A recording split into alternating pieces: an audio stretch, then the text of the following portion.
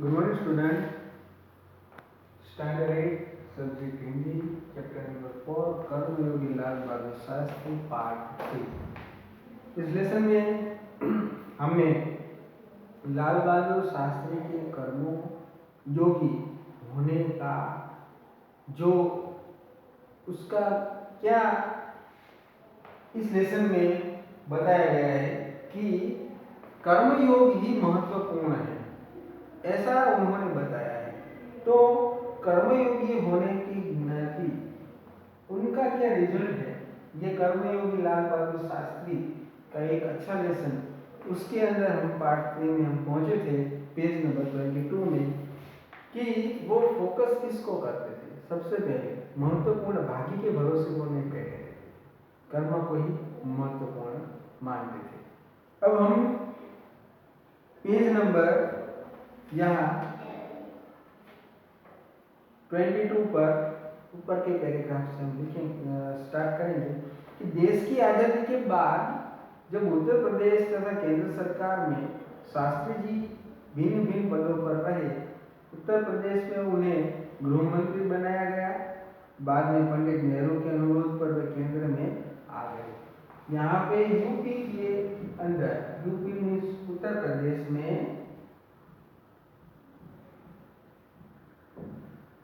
यहाँ पे उत्तर प्रदेश में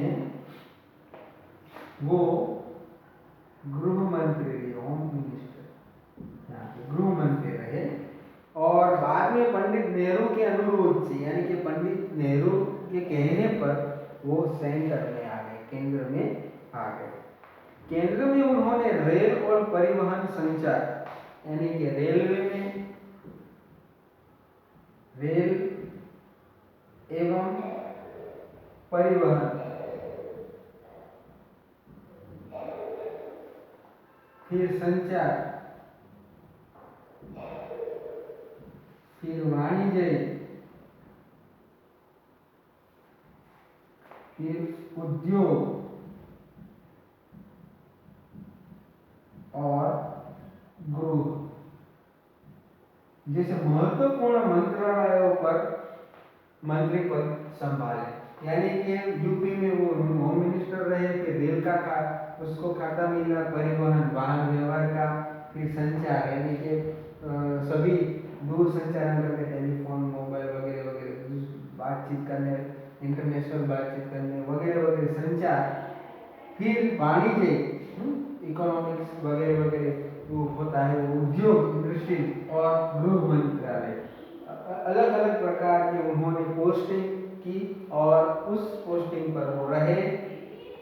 यहाँ पे ये सब नाम है, आपको याद रखने हैं। इन पदों पर रहते हुए शास्त्री जी ने अपनी जिस प्रशंसनीय दक्षता का प्रमाण दिया, वह हमारे देश के लिए उदाहरण है।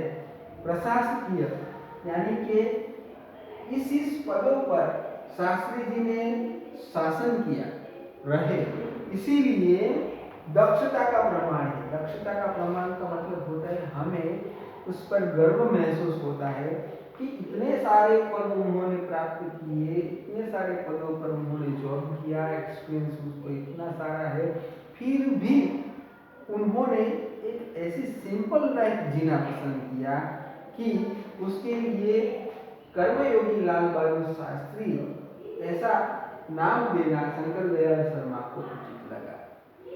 चलो आगे। अपने मंत्रालयों के कार्यों में उनका दृष्टिकोण यानी कि देखना अत्यंत व्यवहारिक तथा सभी प्रकार की औपचारिकताओं से परे होता था। अपने मंत्रालयों के कार्यों में उनकी दृष्टि, वो जिस मंत्रालय के पद पर थे उस मंत्रालय में, जैसे यहाँ पे रेल में, परिवहन में, संचार में, वाणिज्य, उद्योग, गृह मंत्री हो, सभी जगहों पे जब वो सीट पर थे तो उस वक्त उसका देखने का जो नजरिया था, व्यवहारिक जो नजरिया था, वो सब में एक ही रहा। ना ही कोई उसमें ऊंच नीच या भेदभाव वाली बात आई। सब में उसके लिए सिंपल लाइफ और सभी लोगों के साथ जो क्वेश्चन है, जो प्रॉब्लम है, वो सॉल्व करना और किसी को ना दिक्कत देना, यही उसकी एक बात थी। यानी कि ऑब्जेक्टिव ही वो रहे। वे अपने को कभी भी अपने पद के कारण ऊंचा नहीं मानते थे। यहाँ पे बात बताइए, कोई भी पद उसको मिले तो वो कभी अपने पद के कारण ऊंचा नहीं मानते। वो ये नहीं समझते थे कि मैं आज रेलवे मंत्री बन गया हूँ, मैं आज होम मिनिस्टर बन गया हूँ, मैं आज पीएम बन गया हूँ, तो मैं इतना ऊंचा हूँ और छोटे लोगों के साथ में बात ना करूँ। ऐसा नहीं वो समझते थे। वो अपने पद के कारण कभी अपने को ऊंचा नहीं मानते थे। उनकी बड़ी सीधी सी धारणा थी कि वे जनता के शासक नहीं बल्कि जनता के सेवक हैं। सीधी धारणा में सीधा थॉट उसका विचार था कि हम जनता के शासक नहीं है। वैसे तो आजकल हम देखते हैं कि कोई भी तो छोटा सा सरपंच बन जाए तो वो भी समझता है कि मैं जनता का, यहाँ के गांव का एक किंग हूँ, राजा हूँ और मेरे कहने पर सब कार्य करेंगे। यहाँ पॉलिटिक्स में आना इसका मतलब होता है सेवा करना। यहाँ पे तो ये सर्विस देना है, वो सर्विस हमें हेल्पिंग करने की है।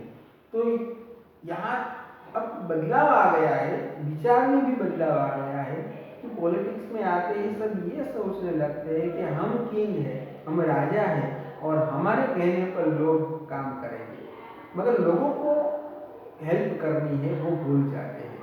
तो शास्त्री जी ये बताते हैं कि हम जनता के शासक नहीं है, हम जनता के सेवक हैं। इसीलिए ऐसी भावना से कार्य करने के कारण उन्हें अपने मंत्रालय में तो लोकप्रियता मिली थी, साथ ही साथ सारे देश में भी लोकप्रियता मिली।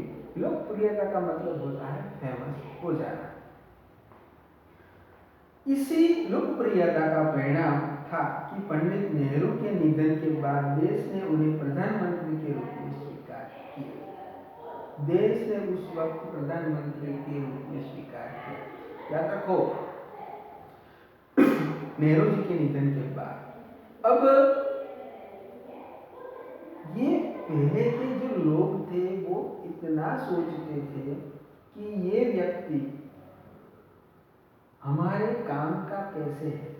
जैसे कोई भी व्यक्ति को अगर वोटिंग करना हो तो एक सामान्य से सामान्य अगर वोटर होता है वो वोटिंग करता है इलेक्शन में, तो उसको देखकर करना चाहिए, सोचकर करना चाहिए कि हमें किसको वोट करना है। कोई हमें छोटा नाश्ता करवा दे, खाना खिला दे, क्या उसको हम वोटिंग करेंगे? कोई व्यक्ति हमें 2-4 हरी पत्तियां दिखा दे, पैसे दिखा दे, क्या उसको हम वोटिंग करेंगे? आजकल पूरा का पूरा जो इलेक्शन है और पूरा का पूरा पॉलिटिक्स है वो एकदम करप्शन में बदल गया है। इतने पढ़े लिखे व्यक्ति होने के बावजूद भी आज किसी के दिमाग में ये नहीं आता कि वोटिंग कैसे किया जाए, किसको किया जाए। कोई ऐसा अगर कोई व्यक्ति खड़ा है वो क्या है, हमारी हेल्प कर सकता है, उन्होंने कितने कितनी जगहों पे काम किया, किस प्रकार वो हेल्पिंग की किसी, ये सब कुछ देखकर उसको वोटिंग करना चाहिए। पर हमने तो किसी का नाम ही नहीं सुना हो, कभी किसी को देखा भी नहीं हो और सीधा वो पद पर आ जाए और ये उम्मीदवार है तो इसको हम वोटिंग करेंगे, वो इस पक्ष का है, ये हम सोच कर चलते हैं। कोई हमें पैसा देता है, कोई खाना खिलाता है, तो ऐसी ऐसी जगहों पे जहाँ थोड़े एजुकेशन भी है और अनएजुकेशन भी है, फिर भी यहाँ की आजकल की मानसिकता ऐसी हो गई है कि खाना खिलाए और पैसा दे उसको हम वोटिंग करें। पहले के समय में ऐसा नहीं था। देखो कितनी दृढ़ सोच थी यहाँ पे कि इतने सारे खाते होने के बावजूद लोगों ने देखा कि ये योग्य है तो ही उनको वोटिंग किया जाए। तो शास्त्री जी को नेहरू जी के निधन के बाद लोगों ने उसको प्रधानमंत्री के रूप में स्वीकार किया। देश के इस महत्वपूर्ण पद पर रहते हुए केवल 19 मंथ के छोटे समय में उन्होंने जितनी सफलताएं और लोकप्रियता प्राप्त की वह एक एग्जाम्पल है। शास्त्री जी के सामने अपना उद्देश्य बिल्कुल स्पष्ट था, उसमें किसी प्रकार का धुंधलापन या भटकाव नहीं था। शास्त्री जी यहाँ 19 मंथ तक रहे, 19 मंथ, यानी कि उन्होंने पीएम के पद पर 19 महीने तक उन्होंने काम किया। तो 1 साल और 7 मंथ तक उन्होंने अपने देश को अपना जो कुछ जो देना था देश के लिए वो कोशिश उन्होंने दिया। तो इस छोटे से काल में, छोटे से समय में शास्त्री जी ने इस देश को किस प्रकार से हेल्प की है वो बताते हैं कि शास्त्री जी एक कर्मयोगी है। यहाँ में उनका धुंधलापन या भटकाव नहीं दिखाई देता। धुंधलापन या भटकाव तो बहुत सारे आजकल जैसे कि मुझे शॉर्ट टाइम में मुझे ये सीट संभालनी है, फिर मुझे ये सीट नहीं मिलेगी तो मैं क्या करूँ, तो मेरा इतना ही मंथ है, इतना ही मेरे साल बचे हैं, एक काम करता हूँ करप्शन कर डालूँ, कुछ कहाँ खाते का कुछ ले लूँ, कुछ पैसा ले लूँ, कहीं से ग्रांट वगैरह वगैरह ले लूँ, किसी को कुछ नहीं देना है, फिर क्या कोई देखने के लिए आएगा, मैं अपना पॉकेट भरूँ। तो कहीं से भी वो स्टॉक करता है और बहुत सारी जगहों पे वो उसका मालिक बन जाता है। तो आजकल की सोच ऐसी है। उस वक्त इतने सालों में रहे प्रधानमंत्री के पद पर, फिर भी एक पैसा भी उन्होंने अपनी जेब में नहीं डाला। लास्ट में जब 19 मंथ तक, 19 मंथ तक वो पीएम के पद पर रहने के बाद जब वो रिटायर हुए तो उस वक्त उन्होंने इस्तीफा दे दिया। उस बार जब वो घर वापस आ गए तो एक सिंपल मैन की तरह ही रहे। तो ऐसे लाल बहादुर शास्त्री जिन पर हमें गर्व महसूस होता है, वे हमारे देश के अत्यंत महत्वपूर्ण पदों पर रहे और इन पदों पर रहते हुए स्वाभाविक रूप से वे अधिकार संपन्न भी थे, लेकिन उन्होंने हमेशा आत्मसंयम से काम लिया तथा अधिकारों से अधिक कर्तव्य को तरजीह दी। स्वाभाविक रूप से बहुत सारे पदों पर रहे, लेकिन आत्मसंयम, संयम, संयम का मतलब होता है यहाँ पे जजमेंट, मैनेजमेंट करना और ईगो मत आ जाना, ये होता है। अधिकारों से अधिक कर्तव्यों की तरजीह, तरजीह का मतलब होता है फोकस करना। ओके, तो अधिकार उसका था मगर अधिक कर्तव्य, उसका कर्म क्या है उस पर ज्यादा महत्वपूर्ण दिया। चलो आप बन गए हैं पीएम, आपको बहुत कुछ मिलता है, फैसिलिटी मिलती है, मगर उस फैसिलिटी से आप क्या करेंगे?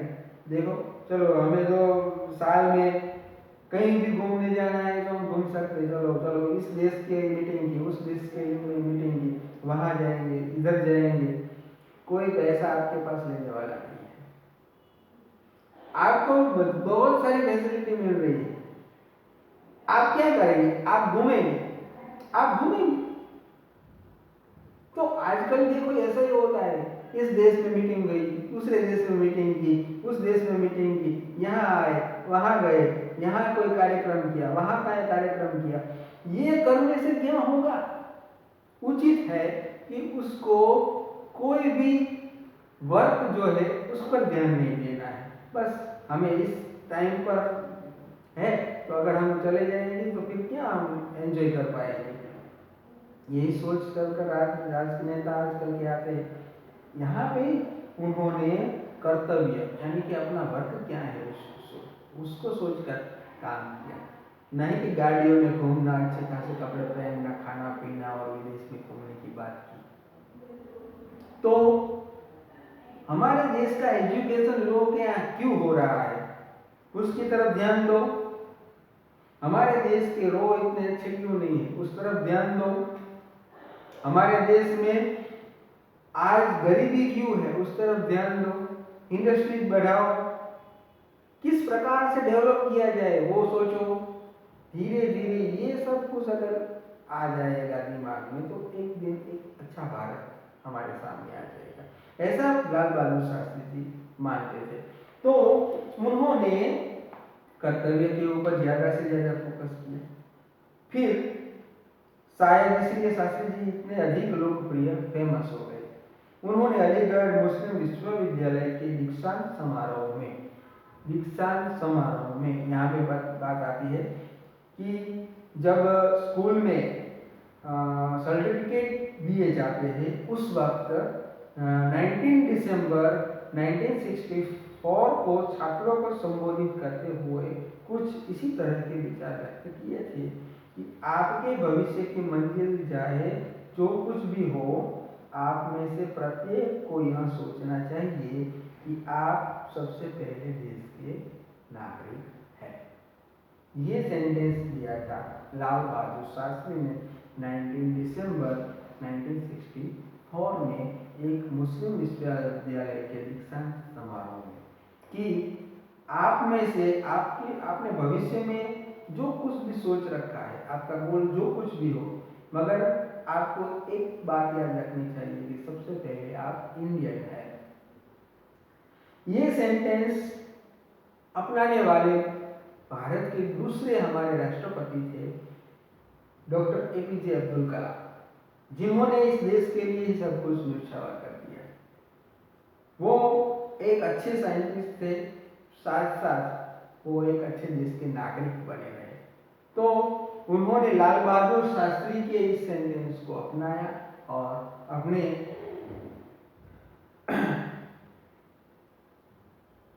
अधिकारों के वश किया। आगे यह आपको संविधान द्वारा प्रदत्त कुछ अधिकार देता है, लेकिन इससे कुछ कर्तव्यों का भी बोझ आता है जिसे समझना चाहिए। हमारा देश प्रजातांत्रिक है।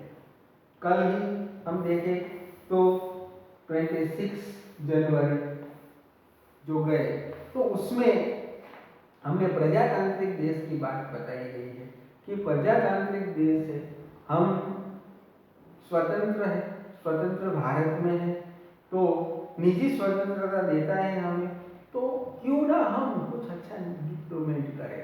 हमें स्वतंत्रता मिल गई है, हम अपने विचारों से स्वतंत्र हो गए हैं, जो कुछ भी हम करना चाहते हैं वो कर सकते हैं, तो फिर हम क्यों ना एक नया भारत बनाने की बात करें।